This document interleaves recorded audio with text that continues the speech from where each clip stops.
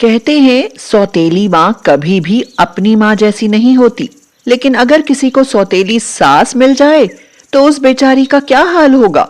ऐसी ही कहानी है कनक की। शादी के बाद जब वह दूसरी बार ससुराल आई, तभी उसकी सास उर्मिला ने उसे अपना रंग दिखाना शुरू कर दिया। अरे बहू, कब तक सोती रहोगी? ये तुम्हारी माँ का घर नहीं है, जल्दी उठो और काम में लग जाओ। अरे माँ, ये आप क्या कह रही हैं? अभी उसे ससुराल आए हुए 2 दिन ही हुए हैं और आपने सास बनना शुरू कर दिया। तू तो चुप ही रह। जैसे तुझे मुफ्त की खाने की आदत पड़ रही है, वैसी ही आदत उसे डालना चाहता है। मेरी बात दोनों कान खोलकर सुन लो। इस घर में रहना है ना, तो दोनों को मेरे हिसाब से चलना पड़ेगा। हाँ। अर्पित की इतनी हिम्मत नहीं थी कि वह अपनी सौतेली माँ के सामने कुछ कह पाता। सुनो, आपकी माँ तो बहुत कठोर है। आपके साथ उनका ऐसा व्यवहार मुझे अच्छा नहीं लगा। भला ऐसे भी कोई करता है क्या? कनक, एक बात बताना चाहता हूँ। देखो, ये मेरी सौतेली माँ है और शुरू से मेरे लिए इनका व्यवहार ऐसा ही रहा है। तुम भी बुरा मत मानना, धीरे धीरे तुम्हें भी आदत पड़ जाएगी। कनक को ये सुनकर बहुत दुख हुआ, लेकिन परिस्थितियों का सामना तो करना ही था। बहू, ओ बहू, सुन रही हो या कान बंद हो गए हैं? हाँ माँ जी, वो चूल्हे पर ना दूध उबल रहा था, इसलिए नहीं आ पाई। हाँ हाँ ठीक है। बात सुनो, आज ना मेरे भैया भाभी और बच्चे आ रहे हैं। शाम को पनीर के पकौड़े और पनीर के पराठे बना लेना, समझी?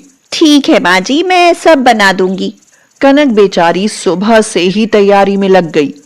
शाम को जब वो लोग आ गए तो कनक ने नाश्ते में चाय के साथ पनीर के पकौड़े दे दिए। उन लोगों ने सब के सब खत्म कर दिए। कनक धीरे से अर्पित से बोली, तुम्हारे मामा मामी और बच्चे तो जैसे बिल्कुल ही भुक्खड़ हैं। सब चट कर दिया, हमारे लिए कुछ चखने के लिए भी नहीं बचा। चुप रहो कनक, अगर माँ ने सुन लिया तो खामखा रायता फैल जाएगा। कनक ने पनीर पराठे बनाए तो उन पर भी वो लोग भुक्खड़ की तरह टूट पड़े। कनक और अर्पित के लिए कुछ नहीं बचा। खा पी कर वो लोग रात में ही खिसक लिए। बहू, ये क्या बर्तनों में झांक रही हो? माँ जी, खाना देख रही थी। हमारे खाने के लिए तो कुछ बचा ही नहीं है। हाँ हाँ, तुम तो बड़ी दूध की धुली हो कि कुछ खाया ही नहीं होगा। आधा तो बनाते बनाते खा गई होगी।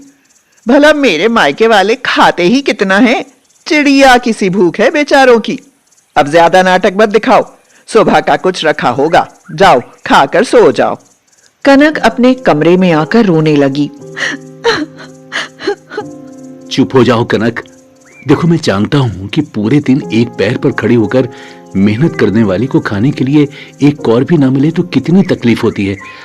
ये लो, एक पराठा मैंने चुपके से तुम्हारे लिए अलग रख दिया था। हम इसे ही आधा आधा खा लेंगे। रात को वो दोनों बेचारे वहीं खाकर सो गए। कई दिन बाद, माँ जी, आज ना मेरे घर वाले मुझसे मिलने आ रहे हैं। खाने में क्या बनाऊं? क्या वो अपने घर से भूखे ही आएंगे? लो, अब उनकी खातिरदारी का भी खर्चा। दाल रोटी बना लेना। माँ जी, दाल रोटी? अरे, तुम तो ऐसे चौंक रही हो जैसे करंट लग गया हो।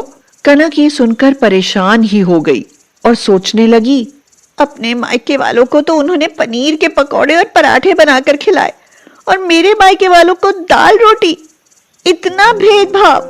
वो लोग क्या सोचेंगे मेरे बारे में कि पहली बार वो मेरे घर आएंगे और मैं ठीक से उन्हें खाना भी नहीं खिला पाई। वह रोने लगी और अपनी किस्मत को कोसने लगी और कहने लगी, हे दुर्गा माँ, मैं रूखा सूखा खाकर रह लूंगी, लेकिन अपने घर आए अपने मेहमानों को क्या मैं अच्छा खाना भी नहीं खिला सकती? तभी वहां पर रखा तवा गोल गोल घूमने लगा। कनक डर गई कि आखिर ये क्या हो रहा है। वह जल्दी जल्दी पतीली में दाल चढ़ाकर आटा गूंथने लगी। तभी उसके रिश्तेदार आ गए। कनक ने नाश्ते में खाली चाय दे दी। वह रोटी बनाने लगी। जैसे ही उसने तवे पर रोटी डाली, वो तुरंत पनीर का पराठा बन गया। अरे हाँ, ये कैसा चमत्कार है! ये पनीर का पराठा कैसे बन गया? मैंने तो तवे पर रोटी डाली थी।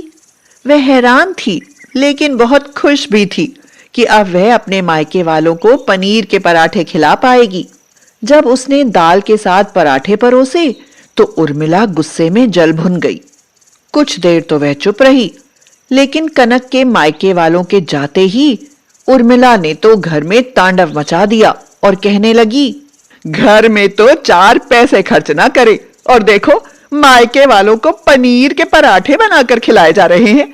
घर में तबाही मचा रखी है। दाल आटे का भाव पता हो तो नमक से रोटी खाओगे। माँ बस करो, आपने भी तो अपने मायके वालों को पनीर के पकौड़े और पराठे बनाकर खिलाए थे। आय हाय, इतनी लंबी जुबान, जोरू का गुलाम जो ठहरा। हाँ, अब तेरे साथ मेरा गुजारा नहीं हो सकता। अपनी छमिया को लेकर निकल जाए इस घर से। हाँ ठीक है माँ, हमें भी हर समय तुम्हारी जली कटी सुनने का कोई शौक नहीं है। चलो कनक यहाँ से। जाओ जाओ, सुना कैसे रहे हो, और ध्यान रखना घर से कुछ ले जाने की जरूरत नहीं है। हाँ माँ जी, और कुछ नहीं, लेकिन रसोई से तवा तो दे दो ताकि हम उस पर रोटी तो सेक कर खा सकें। उर्मिला बहुत खुश हुई कि वह केवल एक तवे में ही मान गई। उसने तवा ले जाने की इजाजत दे दी। कनक और अर्पित चुपचाप वह तवा और अपने कुछ कपड़े लेकर घर से निकल गए। रात भर वो लोग भूखे प्यासे फुटपाथ पर पड़े रहे। अगले दिन पेट में भूख के मारे चूहे कूदने लगे तो कनक ने कहा, सुनो जी, बहुत तेज भूख लगने लगी है, कोई काम भी नहीं है, अब हम खाना कहाँ से खाएंगे? अरे मैं तो भूल ही गई, हमारे पास वो जादुई तवा है ना। कनक और अर्पित ने सड़क के किनारे कुछ लकड़ियां बीन कर रहने के लिए एक झोपड़ी बना ली और 2 ईंट रखकर कुछ लकड़ियां जलाकर तवा रख लिया और कहने लगी, जब मैंने इस पर साधारण आटे की रोटी डाली थी तो वह पनीर का पराठा बन गया। क्यों ना मैं इस पर मिट्टी की रोटी बनाकर सेकूं, देखती हूँ क्या बनता है। पागल हो क्या, मिट्टी की भी भला कोई रोटी बनती है? कनक ने तवे पर मिट्टी की रोटी बनाकर डाली तो वो भी पनीर का पराठा बन गया। कनक तो खुशी के मारे उछल पड़ी और बोली, ये देखो अर्पित, ये भी पनीर का पराठा बन गया।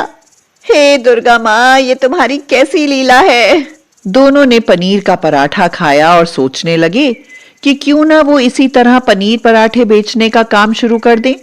कुछ दिन उन्होंने चुपके से मिट्टी की रोटी बनाकर तवे पर सेकी जो पनीर पराठे बन गए और उन्होंने बेचने शुरू कर दिए। 6 महीने बाद, अर्पित, हमारा काम माता रानी की कृपा से बहुत अच्छा चल रहा है, लेकिन हम कब तक लालच में इस तवे से काम लेते रहेंगे? अब हम आटा और पनीर खरीदने में सक्षम हैं। अब इस तवे का उपयोग बंद कर देना चाहिए, है ना? हाँ कनक, अब हमारे पास झोपड़ी नहीं, अपना घर है और हमारा काम भी अच्छा चल रहा है। हमें अब ये तवा अपने लालच के लिए इस्तेमाल नहीं करना चाहिए। यह सुनकर तवा खुशी से उछलने लगा। कनक और अर्पित हाथ जोड़कर बोले, ए जादुई पनीर पराठे बनाने वाले तवे, अब हम तुम्हारी मदद के बिना अपना काम करना चाहते हैं। आज से हम मेहनत से काम करेंगे। तभी वहां तवे की जगह दुर्गा माँ प्रकट हो गईं और बोली, तुम दोनों बहुत ही सच्चे और ईमानदार हो। ये जादुई पनीर पराठे बनाने वाला तवा मैंने तुम्हारी परीक्षा के लिए दिया था, तुम पास हुए। तुमने कभी इस तवे का इस्तेमाल अपने लालच के लिए नहीं किया। तुम्हारा काम खूब फले फूलेगा, यूं ही ईमानदारी से काम करना। ये कहकर दुर्गा माँ और वो तवा दोनों गायब